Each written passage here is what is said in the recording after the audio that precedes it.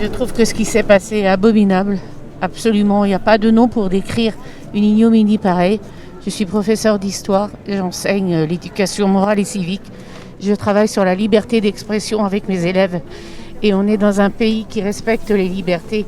Il faut absolument qu'on soit tous ensemble pour que un acte pareil, de barbarie pareil, ne se reproduise plus jamais.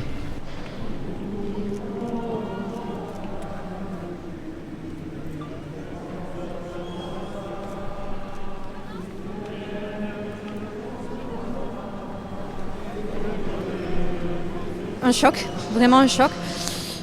C'est même difficile de trouver les mots pour expliquer ça. On pouvait pas imaginer qu'en tant que professeur, qu'en véhiculant le savoir, en apportant tous les jours des preuves, qu'on s'intéresse à tous et à tout le monde, on pouvait être des victimes. Moi, ça m'a beaucoup surprise. Ouais.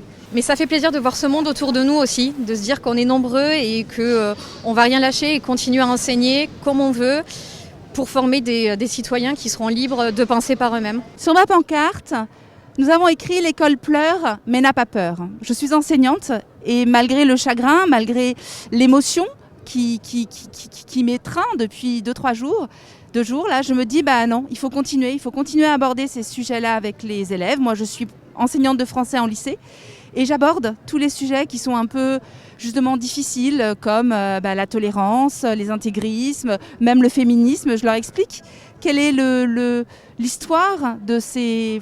le fondement en fait de ces inégalités parfois, le fondement de ces heurts. Et je pense que c'est important, toute parole doit être dite, doit être prononcée, parce que c'est comme ça qu'on apprend à vivre ensemble. Et je pense que c'est les valeurs de la République, c'est ça l'école.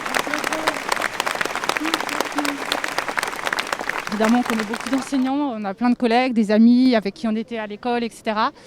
Et voilà, tout le monde est vraiment profondément choqué et meurtri. Et c'est vrai que ce pauvre monsieur, on ne le connaissait pas, mais je pense que c'est tout le corps enseignant et j'espère plus largement toute la société française qui est touchée par ce qui vient de se passer. Je me rappelle de Charlie, malheureusement, il n'y a pas si longtemps, où il y a eu vraiment un vrai mouvement populaire et j'espère qu'on va retrouver ce moment populaire et qu'on ne sera pas que entre enseignants.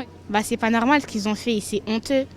Il n'y a pas à tuer un prof parce qu'on n'est pas d'accord avec ce qu'on dit en fait. Ça se fait pas ce qu'ils ont fait. Alors je suis venu pour honorer la mémoire de Samuel Paty, qui a été sauvagement assassiné pour avoir tout simplement dispensé un cours sur la liberté d'expression, qui, je rappelle, fait partie des valeurs fondamentales de la République, le ciment de la République. Et puis témoigner aussi notre soutien, notre solidarité à l'égard de sa famille et ses proches, et exprimer aussi ma colère, la colère de dire non à l'obscurantisme, non à la dictature de la pensée unique, et réaffirmer mon attachement aux valeurs de la République.